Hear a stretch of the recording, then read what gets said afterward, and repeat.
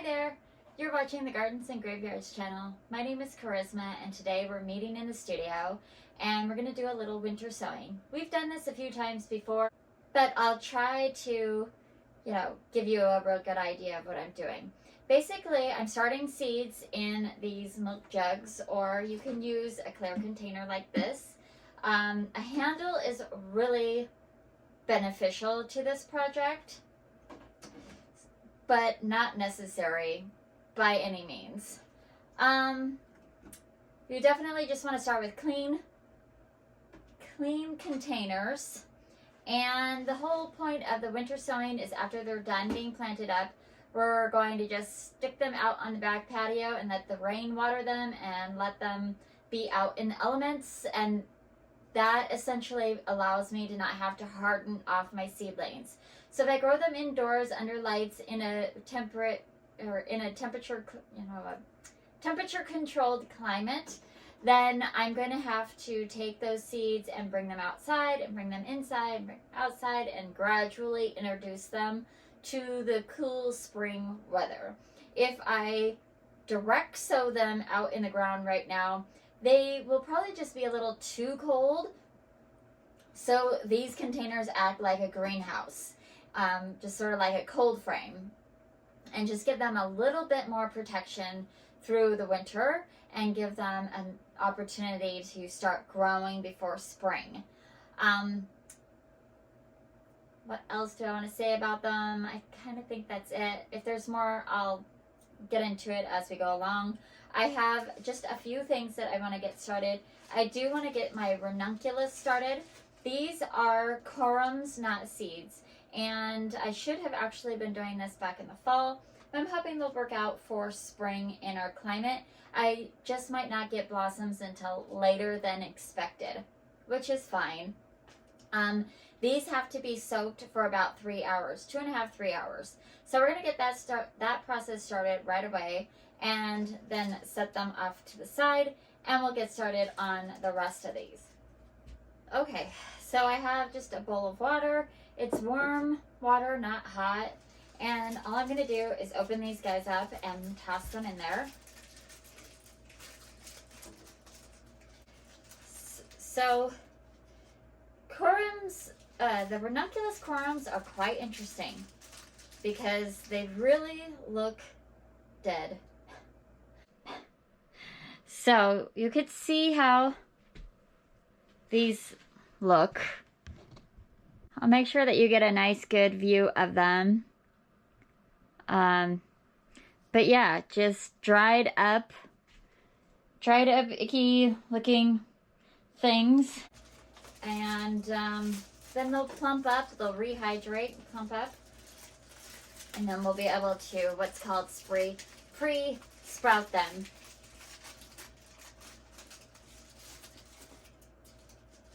Which basically just means we're going to put them in a little bit of soil and let their roots grow and hopefully get a little bit of green on them, and we'll see how many are valid, and then we can plant them up. All right. This is what we're growing. These are just a mix of summer blooms. It looks like there's some red, some pink, some yellow, some orange, some white. Who knows what we'll get in here. I'm sure they're just like all mixed up and thrown in the packages. So each one of these came with 4. So I have 12. And I'm just going to plant them all in one planter once they're ready to be planted out, and just have like a beautiful summer bouquet. And my understanding is you're supposed to like, if I could have this on a drip faucet with just like movement, that would be ideal for them to rehydrate. But I'll just kind of swirl them around throughout the next couple of hours. So I've set my timer, and in 2.5 hours we'll check on them and take care of them. Right. So then we have these containers, and of course I don't have a razor blade with me. A box knife would be most ideal to do this, but you could obviously do it with scissors because I am about to. And I'm making a giant mess. So before I do that, I just rinsed these out so they've got some water in them. So I'm just gonna put up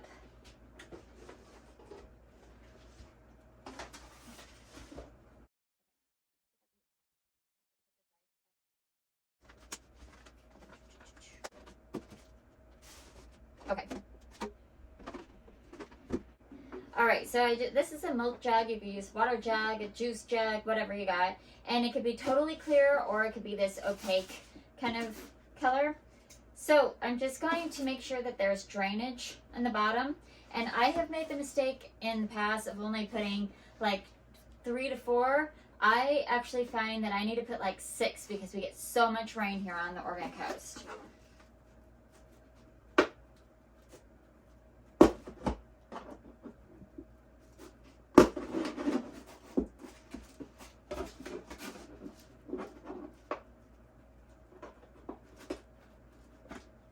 I should be doing it with some other scissors. Maybe. These are a little sharper. Let's do this. That'll be much nicer. Okay. 1, 2, 3, 4, 5. Just do it in the middle. Okay. All right. So then what you want to do is you want to cut this all the way open, but you want to leave like a little 1-inch section right underneath the handle to create a hinge. So I'm going to start cutting right here. Let's get started. And then just go around and cut it.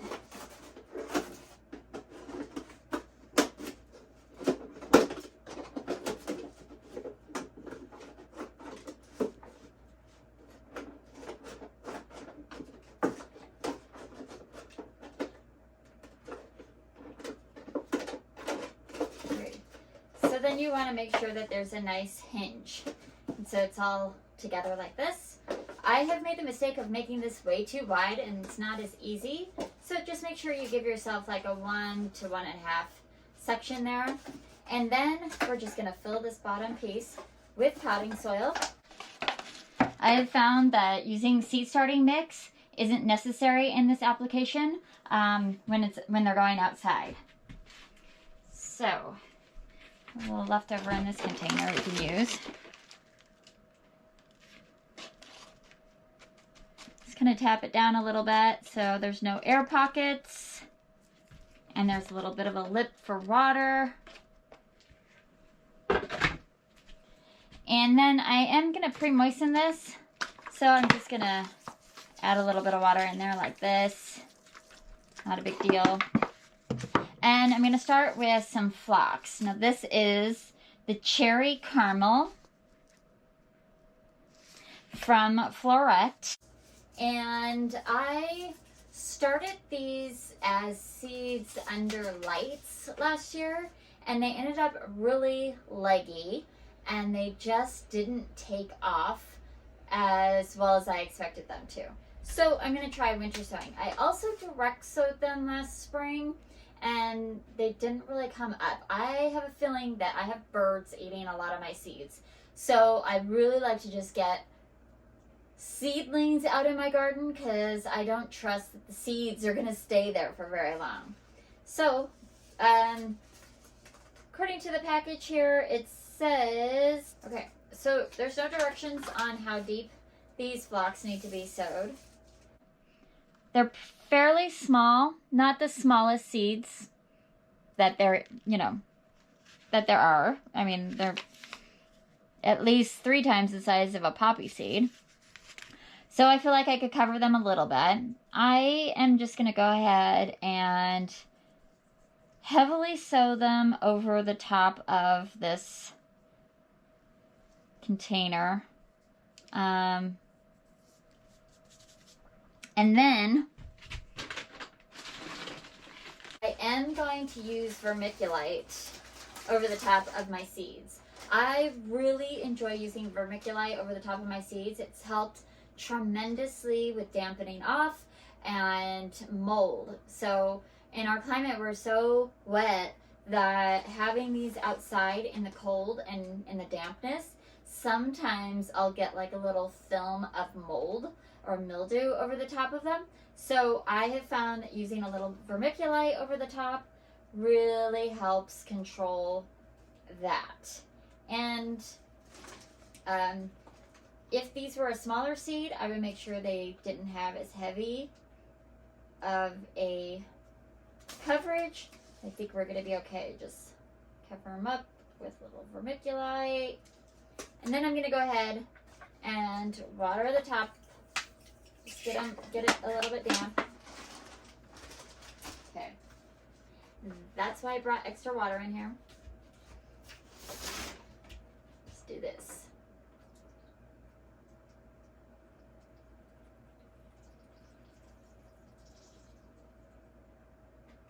Okay.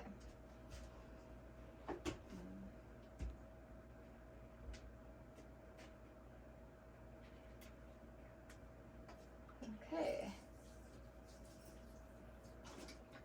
All right, and so then all I have to do now is put a piece of duct tape around there and use a Sharpie and say what I have in there. So let me grab my Sharpie.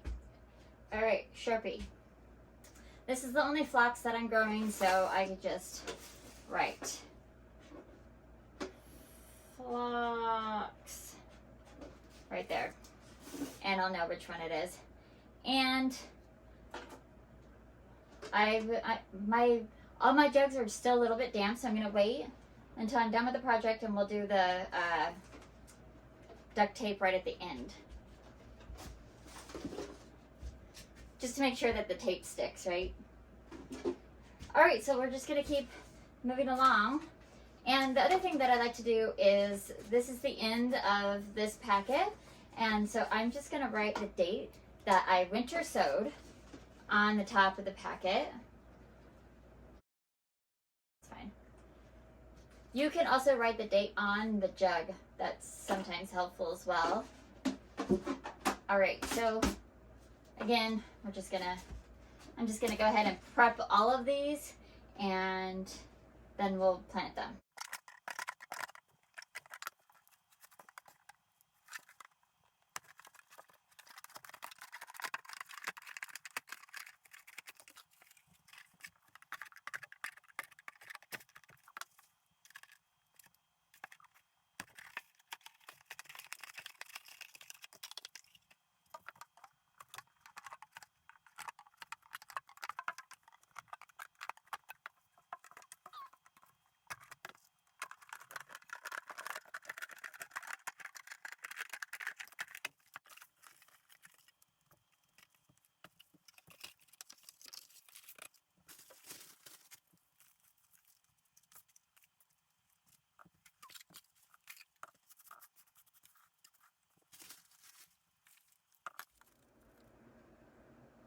Give these guys a little whirl. Okay, so I just have 3 more containers that I want to plant of. Let me see. So these are the Angel Wing Mix orchids, which did beautifully in our garden last year, and or the Poor Man's Orchid. This is also a seed from Floret, and I was really happy with how those turned out last year. Just a beautiful, airy plant and flower. I don't have very many left, so this is actually one that I'll probably reorder. So because I don't have very many of these, where are the other ones? Oh yeah. I'm gonna actually put these in this container. We can always turn around and thin them out if they are like very vigorous. And these also don't say how deep to put them, so we're just gonna put the winter sow. Date. Put those over there. And make sure that I have it on the container.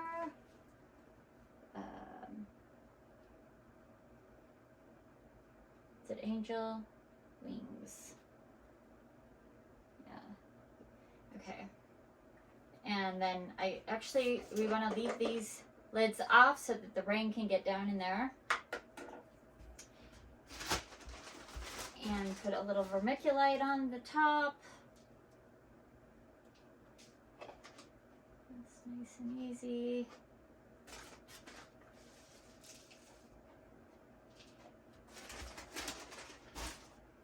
A little bit of water in there. If you live in a climate that's going to be fairly dry, you can, after these are sealed back up, you can just stick your, hose or your watering can down over the top and water them down through that way.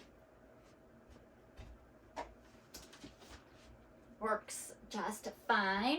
All right, so then the next one I'm going to do is this one, and this is from Park Seed, and these were pumpkin on a stick, which are not true pumpkins.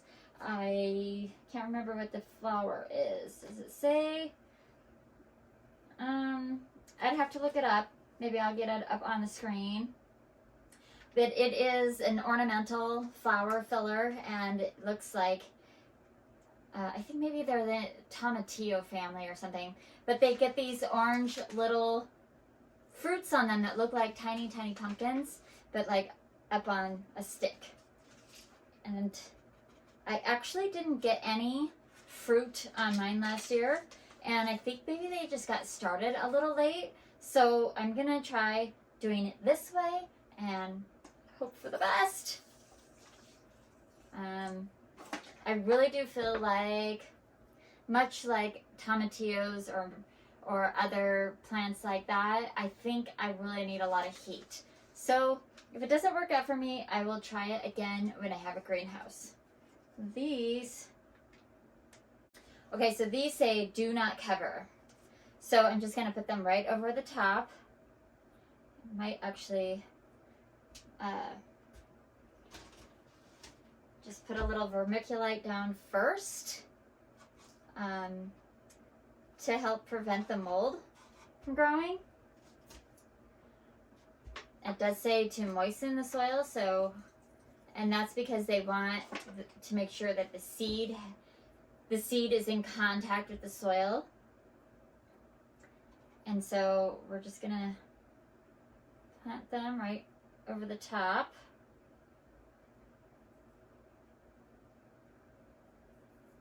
And again, add a touch of water over the top here, make sure everything's moist, and then get my Sharpie out. And we're just gonna write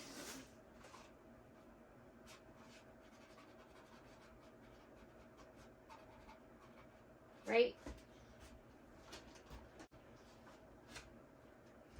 All right, the last one. Oh, since I used the last of these, same thing. Winter sow. Got water on that. Oh no. All right, so then this is amaranth. And I was supposed to direct sow it. But again, with the heat, I didn't get any action off of them at all.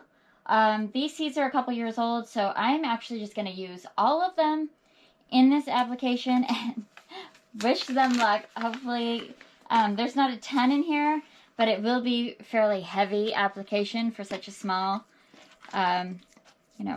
surface footprint. Just pre-moisten that just a tiny bit, and then I'm just gonna, these ones are definitely a lot smaller. I'm just gonna put them all in here and see how they go.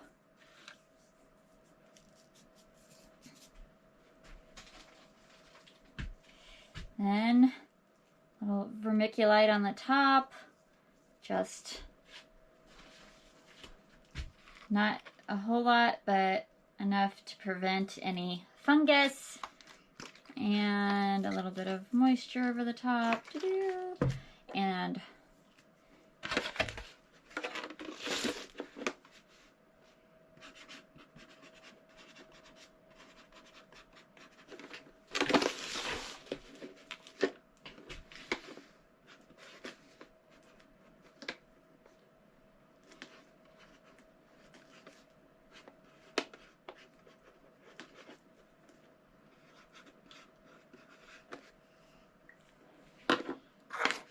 right, oops. So, again, this winter 9/18. So now I need to go grab my masking tape, and then we can tape them up and be done with the project. All right, so it's been a couple hours and we're ready to plant the ranunculus corms, but first let's go ahead and duct tape these together. It never fails that when I think I'm going to use duct tape, I can't find it, but I did find some decorative shiny duct tape, so we're gonna go with that for today. It works just the same. I will, however, say that I have used masking tape and packing tape, and none of those are good options because the rain just immediately takes all the stickiness off, and they don't work anymore. So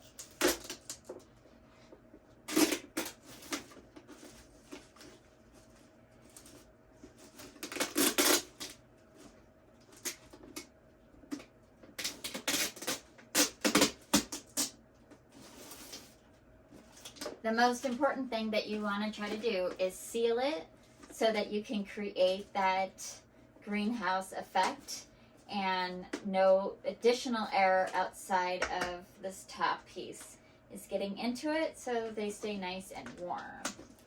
They had constant air blowing through here, it would just, not have the same effect. All right. Another thing you can do is put the name and date on the actual duct tape, which I tend to do because in our rain, it's inevitable that one or the other will wash off.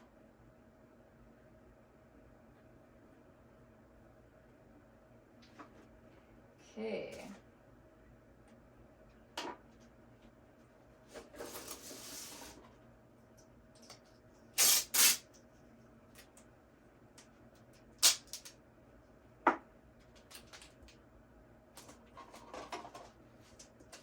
Just sort of line up the seam. And wrap it around. Just make sure it's all nice and sealed. And there's no gaps.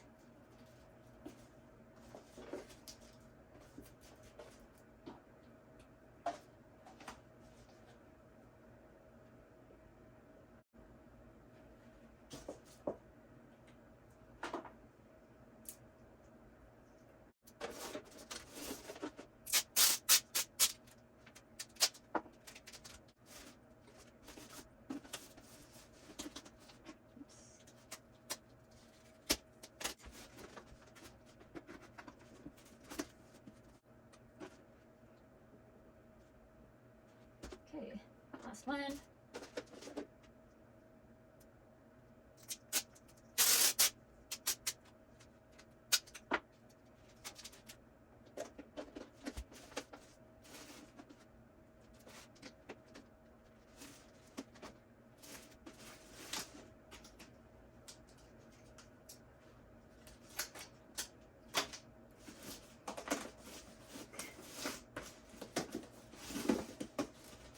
Yeah, there's like a dip there. I can just add a little extra protection just to make sure there's no gaps.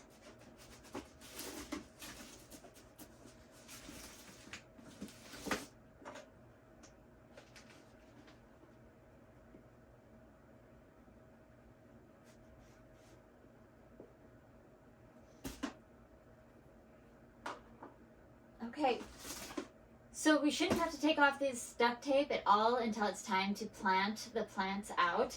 And we can see, just looking in the hole there, if we have any green sprouts, so we'll just keep our eye on it. And we can also see kind of if it dries out, and you can feel how light it is, and just get to know your jug, and know like, oh, it's feeling a little light, maybe we should water it. So just keep an eye on them.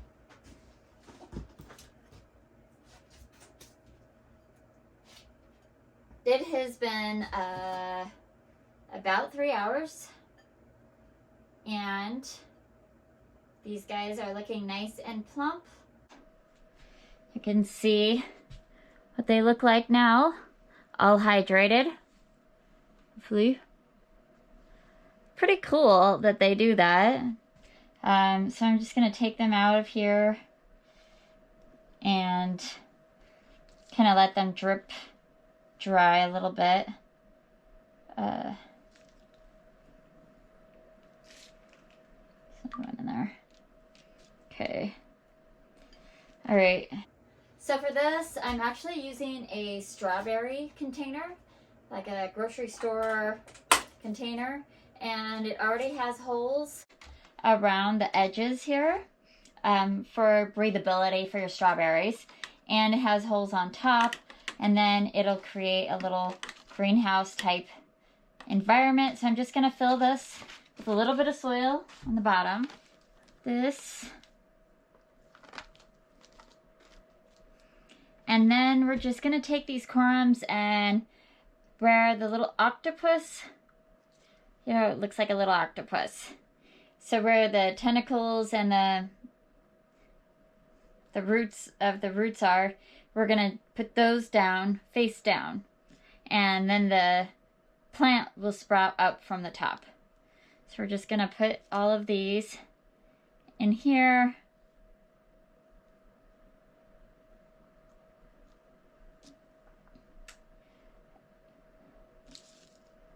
Oops.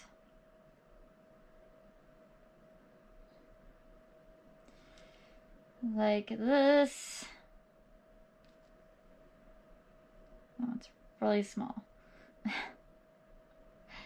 And then we'll put a little bit of soil on top, just to make sure they're all nice and snug in there. It doesn't have to be very deep, just so long as they're covered.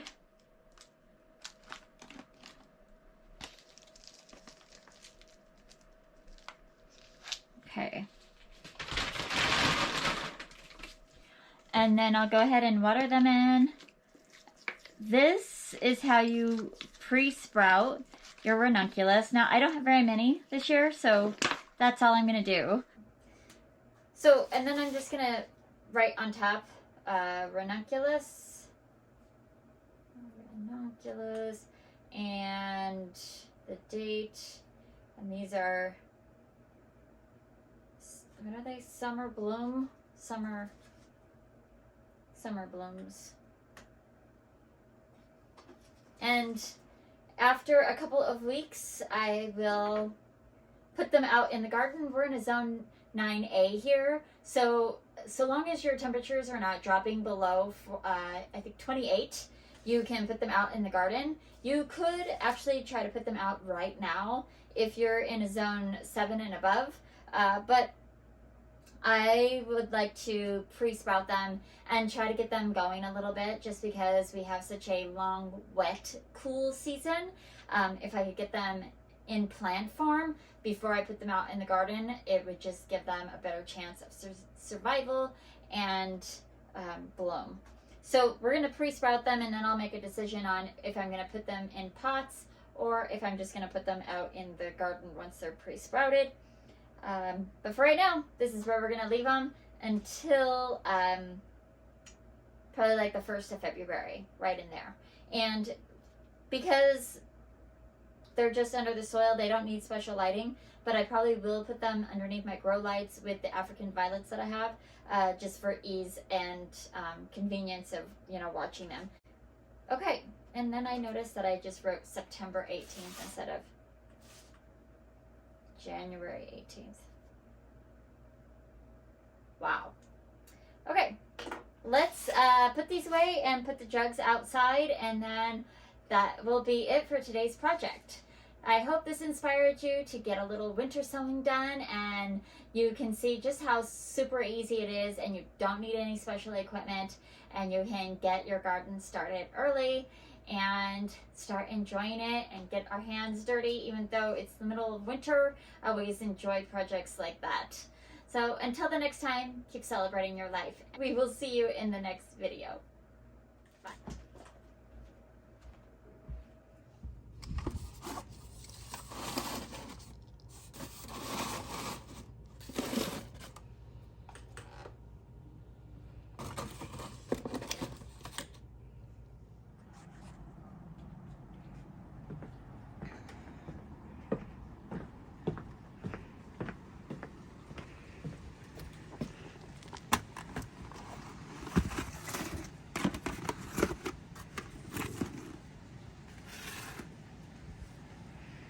Well, other than the fact that I labeled them all as September 18th, I think we'll have a lot of success if I just remember that it's actually January 18th, and check on them probably the 1st of February.